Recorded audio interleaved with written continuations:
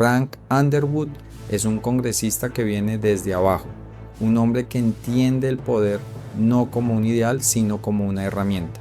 En sus propias palabras, lo primero es el pragmatismo, no importa el método, importa el resultado. Ayudó a todos, movió fichas, construyó alianzas y cuando llegó el momento de recibir lo prometido, lo traicionaron. Pero la traición no despertó resignación, despertó ambición. Ya no quería lo que le habían prometido, lo quería todo, y cualquiera que se interpusiera en su camino sería parte del daño colateral. House of Cards puede leerse también como una metáfora del propio futuro del entretenimiento. Una empresa que parecía insignificante terminó revolucionando la industria por completo. Y cuando el sistema intentó limitarla, no pidió permiso, se reinventó. A finales de los 90, Netflix nació como un servicio casi irrelevante de alquiler de DVDs por correo. No era un estudio, no era un gigante, no era Hollywood. Pero cuando entendió su potencial, el viejo sistema intentó contenerla. Los estudios le vendían licencias hasta que empezaron a retirarlas. Le prometían acceso al contenido hasta que comprendieron que estaban alimentando a un competidor. Y entonces Netflix hizo lo que hace quien entiende el poder. Dejó de pedir contenido. Empezó a producirlo. No se conformó con lo que le daban. Creó su propia era. El cine es uno de los productos culturales más consumidos del siglo XXI. No solo entretiene, ha modelado industrias enteras, la música, los videojuegos, el software creativo, los modelos de distribución digital. Incluso la inteligencia artificial hereda, en parte, la lógica de suscripción que plataformas como Netflix popularizaron desde 1999. Hoy aceptamos con naturalidad el streaming. Pagamos varias suscripciones, pasamos de plataforma en plataforma, pero el camino no fue para nada simple. Los desafíos fueron enormes y ahora el sistema parece tensionado. Planes con anuncios, fragmentación del contenido, obras inaccesibles, incluso pagando todos los servicios disponibles. La verdad es que como usuarios nos sentimos saturados. Paradójicamente, la piratería vuelve a presentarse como una alternativa eficiente en algunos contextos. ¿Cómo llegamos hasta acá? En los siguientes capítulos exploraremos la historia de todas las plataformas de relevancia internacional, las decisiones estratégicas que moldearon la industria y el momento exacto donde la promesa de acceso ilimitado empezó a fracturarse.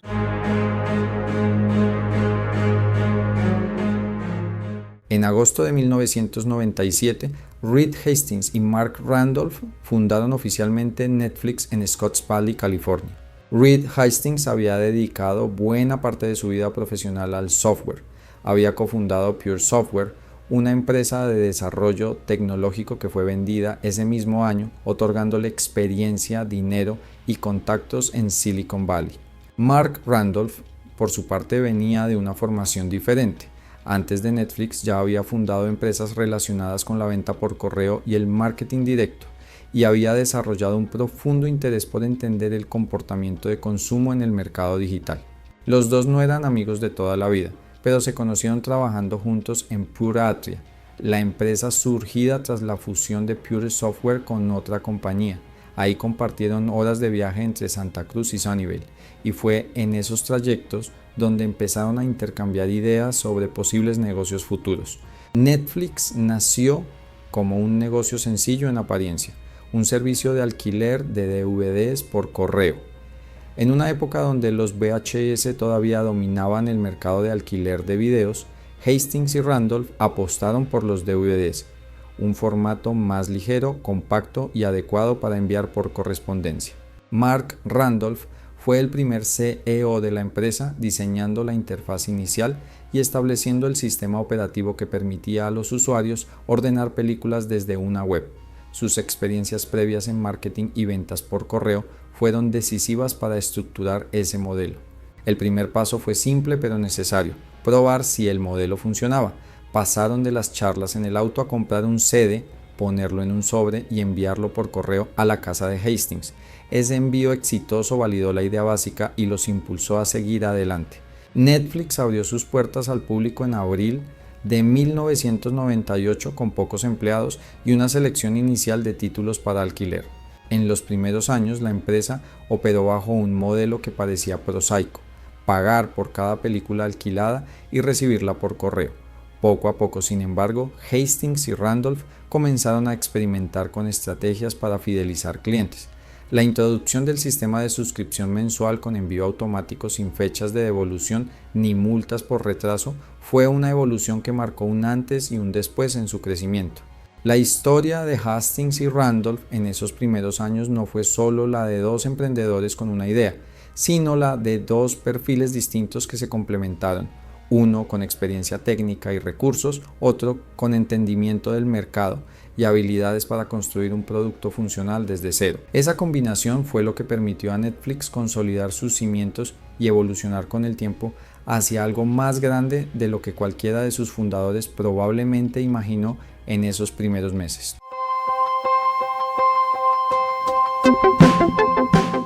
En 1998, Netflix era una empresa pequeña que enviaba DVDs por correo dentro de Estados Unidos.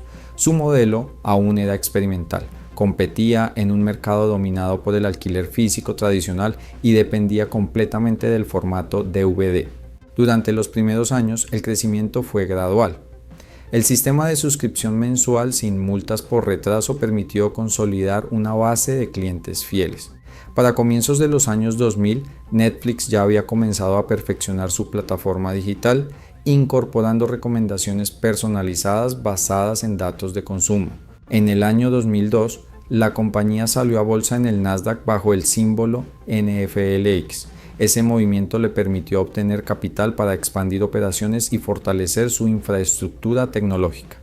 El verdadero cambio comenzó a gestarse a mediados de la década. En 2007, Netflix lanzó oficialmente su servicio de streaming. La empresa pasó de enviar discos físicos a transmitir contenido directamente por Internet. En ese momento, el catálogo disponible en línea era limitado y la mayoría de sus ingresos seguían dependiendo del DVD. Sin embargo, la dirección estratégica ya estaba definida. Durante los años siguientes, la compañía firmó acuerdos de licencia con estudios tradicionales para ampliar su catálogo digital. Al mismo tiempo, comenzó a invertir en desarrollo tecnológico para garantizar estabilidad en la transmisión y adaptación a distintos dispositivos. El crecimiento no fue inmediato, pero fue constante. En 2010, Netflix inició su expansión internacional comenzando por Canadá. Luego vendrían América Latina, Europa y finalmente Asia. En pocos años dejó de ser una empresa centrada en el mercado estadounidense para convertirse en una plataforma global. La siguiente etapa fue aún más determinante. En 2013, Netflix estrenó sus primeras producciones originales de gran escala. La decisión de producir contenido propio no solo reducía su dependencia de estudios externos, sino que transformaba su identidad empresarial. Ya no era únicamente un distribuidor digital, comenzaba a convertirse en estudio. A medida que aumentaban sus suscriptores, también crecían sus inversiones en contenido exclusivo. El modelo pasó de licenciar películas existentes a financiar producciones completas, apostando por series, documentales y películas con distribución directa en la plataforma. Para finales de la década de 2010, Netflix ya contaba con presencia en más de 190 países y cientos de millones de suscriptores a nivel global. Lo que había comenzado como un servicio por correo se había convertido en uno de los actores más influyentes del entretenimiento mundial. El crecimiento no fue lineal ni estuvo exento de desafíos. Hubo decisiones polémicas, cambios de precios, divisiones entre DVD y streaming que generaron críticas y momentos de incertidumbre en el mercado, pero cada ajuste consolidó su transición hacia un modelo completamente digital. En menos de 3 décadas, Netflix pasó de resolver un problema logístico a redefinir la distribución audiovisual global. La pregunta que surge ahora no es cómo creció, sino qué consecuencias tuvo ese crecimiento en la industria y en el espectador.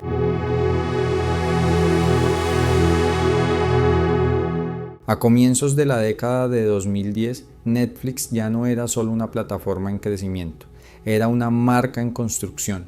Hasta ese momento su modelo dependía en gran medida de acuerdos de licencia con estudios tradicionales. Empresas como Warner Bros., Paramount Pictures, Sony Pictures y otros grandes jugadores de Hollywood permitían que su catálogo digital tuviera atractivo masivo. Estas alianzas fueron fundamentales. Sin ellas, el streaming no habría tenido contenido suficiente para atraer suscriptores. Durante varios años, Netflix fue un socio conveniente para los estudios, monetizaba bibliotecas ya producidas y ampliaba su alcance digital. Pero la compañía entendía que depender exclusivamente de terceros limitaba su margen de maniobra. El verdadero punto de inflexión llegó en 2013. Netflix cerró un acuerdo con el estudio independiente MRC para producir una serie política protagonizada por Kevin Spacey y dirigida en sus primeros episodios por David Fincher. El resultado fue House of Cards. La decisión fue estratégica en varios niveles. Primero, Netflix ordenó 2 temporadas completas sin emitir un episodio piloto tradicional, algo inusual en la industria televisiva. Segundo, apostó por lanzar la temporada completa de una sola vez, consolidando el modelo de consumo bajo demanda. Y tercero, utilizó datos de comportamiento de sus usuarios para respaldar la inversión. Sabían que su audiencia veía películas dirigidas por Fincher, protagonizadas por Spacey y consumía dramas políticos. No fue solo intuición creativa, fue análisis de datos aplicado a producción. House of Cards no solo posicionó a Netflix como productor legítimo, sino que redefinió su identidad de marca. Ya no era un intermediario tecnológico, era un creador de contenido premium. A partir de ese momento, las alianzas cambiaron de naturaleza. Por un lado, continuó negociando licencias con estudios tradicionales, por otro, comenzó a competir directamente con ellos. Las campañas se apoyaban en personalización, recomendaciones algorítmicas, presencia digital constante y expansión internacional coordinada. El modelo ya no era solo distribuir, era producir, promocionar y controlar la experiencia completa. Esa transformación estratégica alteró el equilibrio con los estudios tradicionales. Lo que comenzó como una alianza simbiótica empezó a convertirse en competencia directa, y a medida que Netflix consolidaba su marca global, los estudios comenzaron a replantear sus propias estrategias digitales. El terreno estaba cambiando.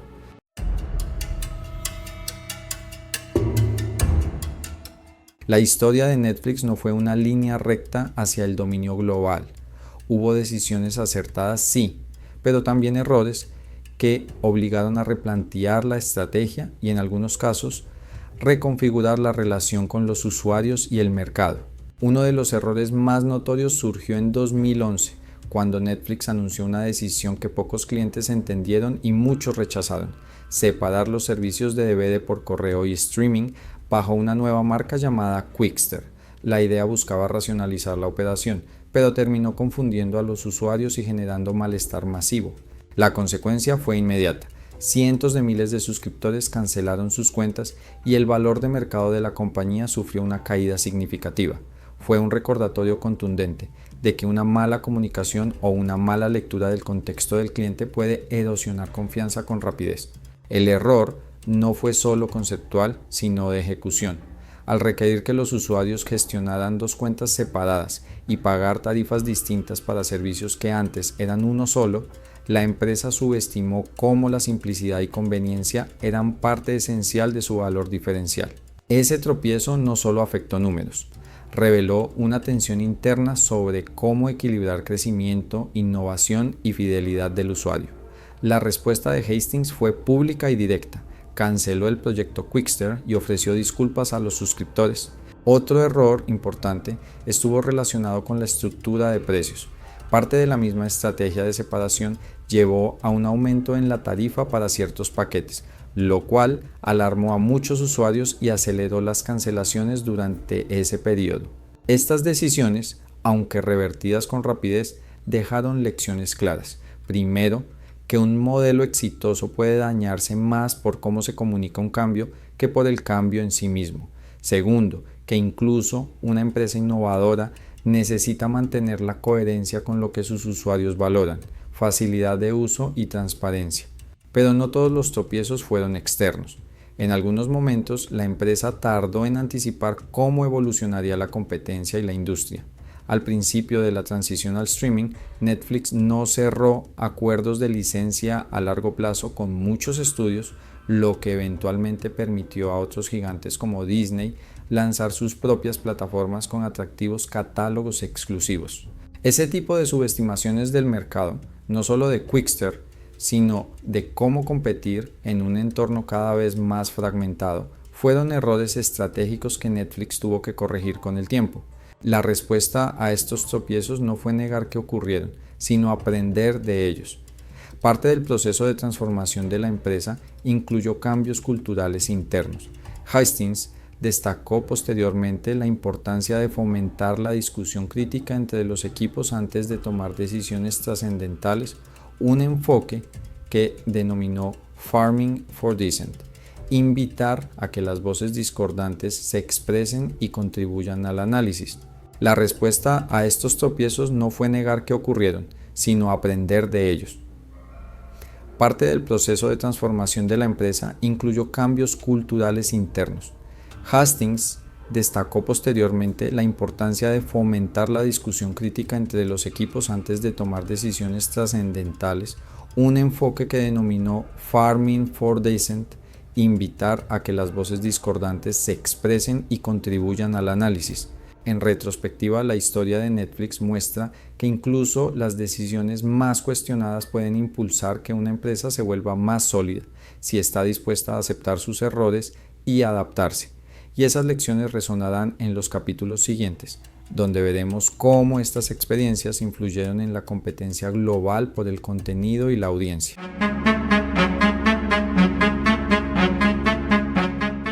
Para 2026, el mercado del streaming ya no es un territorio en expansión libre, es un ecosistema saturado.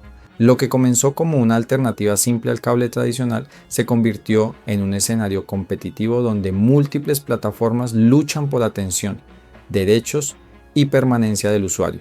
Estudios que antes licenciaban su contenido a Netflix ahora operan sus propios servicios. Competidores que alguna vez fueron socios hoy son rivales directos. El término "a mi enemigo" describe bien esta etapa. Las compañías colaboran en ciertos acuerdos de distribución, pero compiten agresivamente por suscriptores y exclusividades. El resultado es un entorno fragmentado. El usuario ya no encuentra todo en una sola plataforma. Las franquicias están dispersas. Las series migran de un catálogo a otro. El acceso depende de contratos territoriales y ventanas de distribución. A esto se suma una nueva capa de complejidad tecnológica. En 2026, Netflix anunció que dejará de funcionar en ciertos televisores, consolas y dispositivos Android más antiguos. La decisión responde a muchas actualizaciones técnicas y requisitos de seguridad, pero para muchos usuarios representa otra barrera de acceso. El streaming, que nació prometiendo simplicidad, ahora exige compatibilidad constante de dispositivos, múltiples suscripciones activas y en algunos casos incluso el uso de herramientas adicionales. La fragmentación geográfica también es un factor determinante. El catálogo disponible en un país no es idéntico al de otro. Algunas producciones solo pueden verse en determinadas regiones debido a acuerdos de licencia. Para acceder a ciertos contenidos, muchos usuarios recurren al uso de redes privadas virtuales, VPN, que simulan ubicaciones en otros territorios. Ese comportamiento revela una tensión creciente entre oferta legal disponible y expectativas del consumidor. En paralelo, el aumento acumulado de suscripciones ha llevado a que algunos usuarios cuestionen el costo total del ecosistema. Lo que antes sustituía al cable ahora puede igualar o superar su precio si se suman varias plataformas. En este contexto, la piratería vuelve a aparecer en la conversación pública, no como fenómeno nuevo, sino como síntoma de fricción estructural.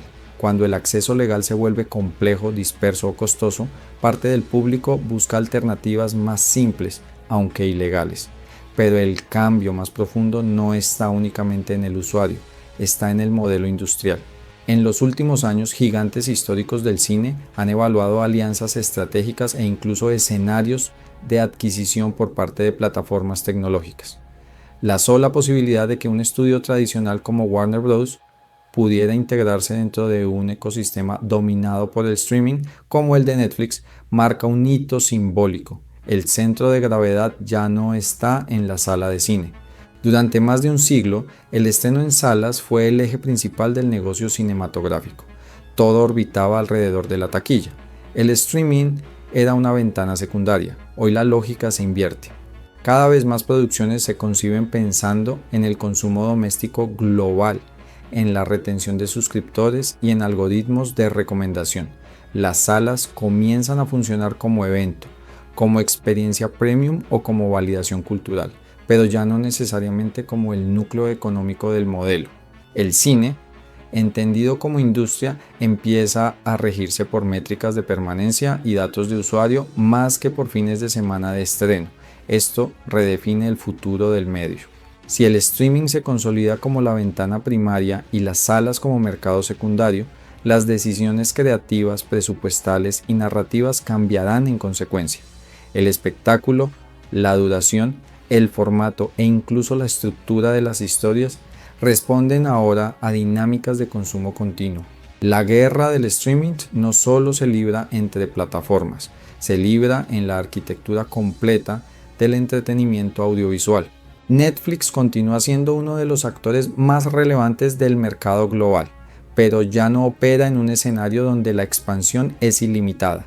Ahora enfrenta competencia directa, saturación de mercado y un consumidor más crítico. La pregunta ya no es quién domina el streaming, la pregunta es qué modelo sobrevivirá en un ecosistema donde todos compiten por el mismo tiempo y el mismo bolsillo. Y esa respuesta no depende únicamente de Netflix. En los siguientes capítulos analizaremos las otras plataformas que conforman este nuevo panorama, sus estrategias y cómo están moldeando el futuro del entretenimiento digital.